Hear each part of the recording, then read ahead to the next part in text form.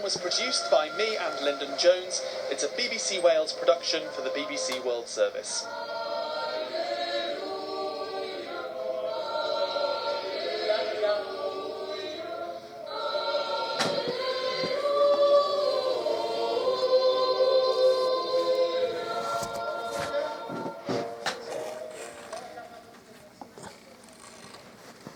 This is the BBC World Service.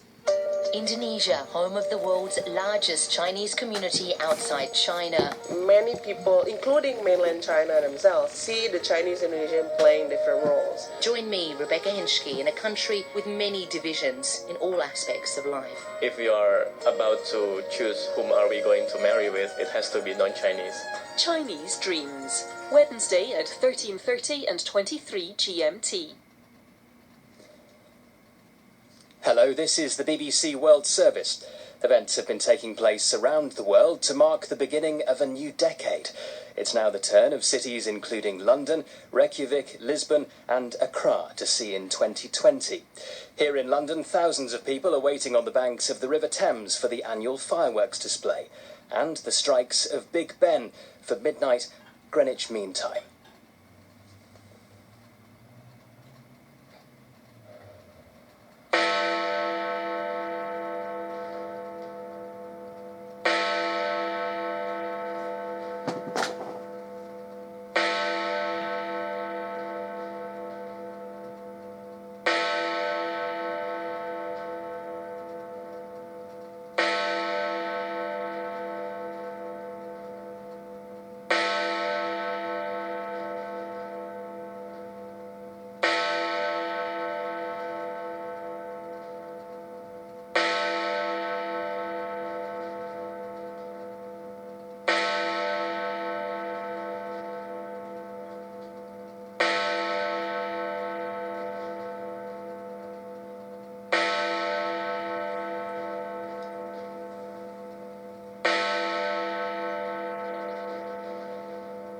From all of us here in London, a very happy New Year. Now the BBC News with Tom Watts. The United States is sending extra forces to its embassy in Baghdad after crowds of Iraqi militiamen and their supporters attempted to storm the fortified compound. Donald Trump has issued what he described as a threat to Iran, saying it would be held responsible for any lives lost or damage caused. Earlier, the president accused Iran of orchestrating events at the embassy. Alan Johnston reports. Ranks of militiamen converged on the embassy compound. They chanted anti-American slogans, flung stones, and then columns of black smoke began rising above the scene. A guard tower had been set alight. Dozens of people apparently managed to scale a wall and get into a reception area before forces defending the compound fired tear gas to disperse them. There's been high tension since US airstrikes on Sunday killed at least 25 members of an Iranian-backed Iraqi militia group. The North Korean leader Kim Jong-un has declared that his country is abandoning its moratoriums on nuclear and long-range ballistic missile tests. The state news agency quoted Mr. Kim as saying North Korea would continue developing a nuclear deterrent and would soon introduce what he called a new strategic weapon. Viv Marsh reports.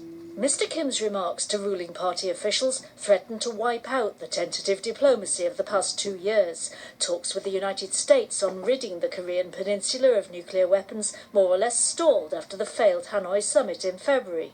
North Korea had given Washington until the end of 2019 to find a way of salvaging the talks, threatening otherwise to find a new way.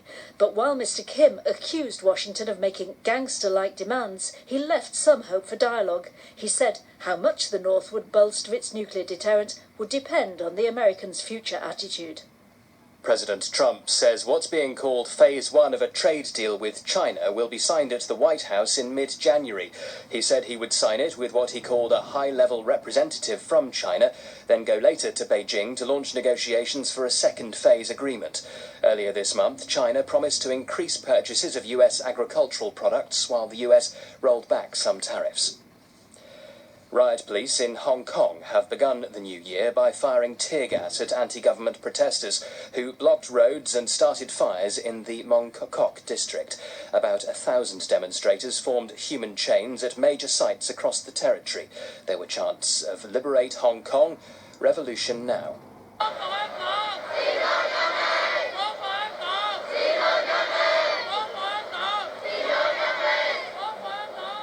The annual firework display was scaled down after police warned of security threats. A big gathering is planned for New Year's Day.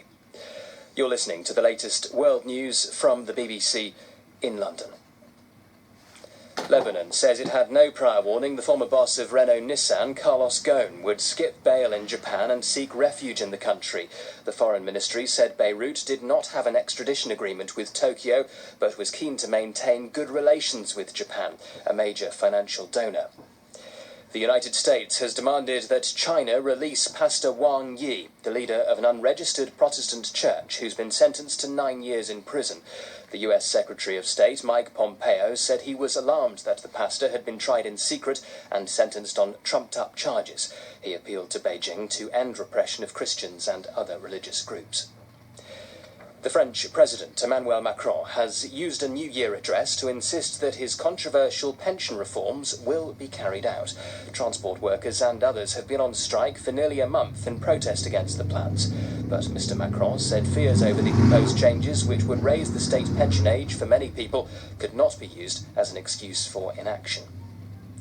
One of the brightest stars in the night sky is the dimmest it's been in a century, prompting speculation among some astronomers that it could be about to explode. Our science correspondent, Rebecca Morell, has been taking a look. Betelgeuse is usually one of the most dazzling stars in the Orion constellation, but over the last few weeks it's been fading fast, and some stargazers are wondering whether it could be on the brink of death. The star is what's known as a red supergiant. It's about 700 times wider than our Sun, but has a short lifespan because it's burning through its fuel so quickly. If this dimming did mark the end for Betelgeuse, it would die in a spectacular supernova explosion, and for a few months the star would outshine all others at night and would even be visible during the day. Rebecca Morell. That's the latest BBC World News in London, and again, a very happy New Year.